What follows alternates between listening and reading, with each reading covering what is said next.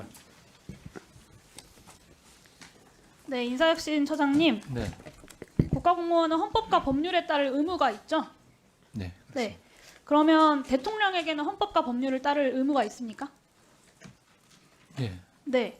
그리고 사법부가 발부한 영장을 국가공무원이 따르지 않거나 혹은 가로막을 권한이 있습니까? 예. 없습니다. 없죠. 경찰청 차장님 들으셨죠? 네, 들었습니다. 네. 헌법과 법률을 어기라는 이곳 행안위에 있는 의원들의 불법 선동에 경찰이 휘둘리면 안 되고 법률에 따라서 체포하시면 됩니다. 아시겠죠? 알겠습니다. 네. 이호영 직무대리께 좀 더 묻겠습니다. 비상계엄 이후에 경찰 조직에서 직무 배제된 간부 누구 있습니까? 경찰에서 네. 하니까 현재는 서울 경찰청장하고 조지호 경찰청장 2명이 배제. 그렇게 2명밖에 없죠. 네. 내란에 동조했었던 그리고 그때 그 작전을 수행했었던 경찰청 간부 그리고 서울청 간부들 다 아무 일 없다는 것처럼 근무하고 있습니다. 비상계엄 이후에 최소한 군은 문제 제기된 간부들을 직위해제라도 했거든요. 저는 물론 그것도 충분하지는 않다고 생각합니다. 최소한의 사령관급, 그러니까 수뇌부들만 직무 배제가 된 건데 그래도 신용이라도 했다 이렇게 평가할 수는 있을 것 같아요.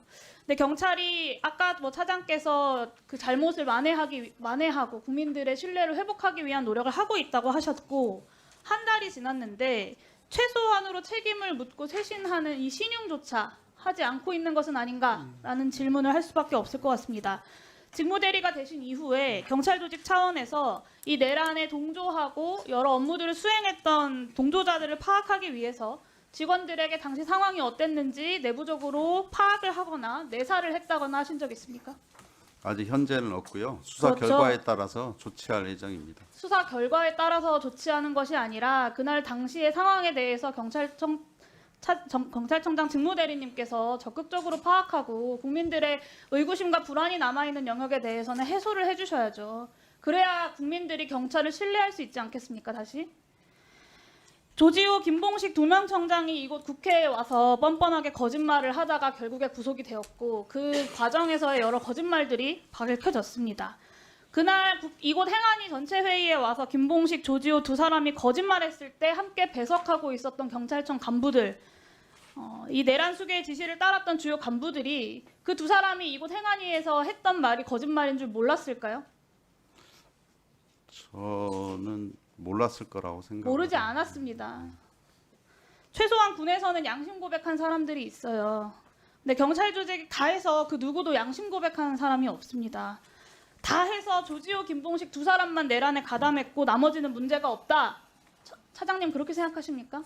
반드시 그렇다고 생각은 않고 있고요. 지금 수사가 지금 약간 참고인 조사 위주로 거의 다 받은 걸로 알고 있고요. 곧 결과가 나올 걸로 생각하고 있습니다. 군에서는 네. 형사적 절차가 마무리돼서 직무해제했습니까? 저희들은 그렇지 이제 않습니다. 네. PPT 좀 띄워주세요. 12월 3일 서울경찰청 출입 내역이에요. 경비부장, 정보부장, 수사부장, 공공안녕차장까지 우연히도 계엄 선포 전에 서울청에 퇴근 이후에 복귀를 합니다. 이호영 차장님께서 12월 3일 밤에 몇 시에 청사에 도착하셨는지 기억하십니까? 11시 한 30분 좀 넘어서 도착한 걸로 그렇죠. 알고 TV로 있습니다. 보고 알았다면 그 정도 시간에 딱 도착했을 만한 일이겠죠. 근데 이 사람들은 어떻게 계엄 선포 전에 약속이라도 한 것처럼 다 청사에 모였을까요? 그래서 이 사람들도 수사를 통해서 저희들 하는데 제가 아직 인사를 하지 않고 지난번 있어서 네. 왜 인사를 하지 않고 계시냐고 여쭤보는 거예요. 예, 정부 김봉식 인사이기 전 때문에 청장이 윤석열 내란 수계를 안가 회동한 직후에 지시사항 하달받고 서울청에 복귀를 합니다. 알고 계시죠? 그리고 이런 사람들이 청에 복귀를 해요. 사실상 계엄에 필요한 계통들을 모조리 소집했다라고 봐야 하는 거 아닙니까? 지난번에 이곳 행안위 12월 13일 회의에서 주진우 경비부장이 7시 40분에 경찰청장 전화 받고 청에 복귀했다라고 이야기했어요. 그리고 그렇게 복귀한 사람들이 있는 겁니다. 이게 밝혀지지 않은 게 아니라 오늘 제가 여기서 처음 말씀드리는 게 아니라 지난 행안위 때도 다 이야기가 나왔던 부분이지 않습니까? 국회를 틀어막고 정치인들 체포하는 데 필요한 주요 계통에 있는 간부들이 계엄 선포되기 전까지 청사에 다 모였습니다. 결국 이 사람들이 국회를 틀어막고 방첩사랑 같이 정치인 체포하는 거 준비하고 실행한 겁니다. 군인들은 명령에 따랐어도 잘못이다라고 하는데 경찰은 명령에 따랐으면 잘못이 아닌 겁니까? 답변해 보세요.